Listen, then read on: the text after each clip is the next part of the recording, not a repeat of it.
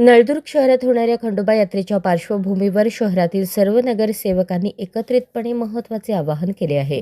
यात्रेसाठी येणाऱ्या हजारो भाविक भक्तांची यात्रा शांततेत, सुरक्षित आणि शिस्तबद्ध पद्धतीने पार पडावी यासाठी सर्वांनी जागरूक राहणे गरजेचे असल्याचे त्यांनी स्पष्ट केले. यात्रेच्या कालावधीत टायगर गेम, सवरट, लाल पत्ता, काळा पत्ता यांसारखे जुगार, अवैध धंदे किंवा कोणतेही अवैध प्रकार सुरू असल्यास ते तात्काळ पोलिसांच्या निदर्शनास आणावेत असे आवाहन करण्यात आले आहे. तसेच कोणत्याही ठिकाणी अवैध धंदे सुरू असल्याचे आढळल्यास नागरिकांनी मोबाईलद्वारे फोटो किंवा माहिती संकलित करून तात्काळ पोलिसांना कळवावे असेही सांगण्यात आले.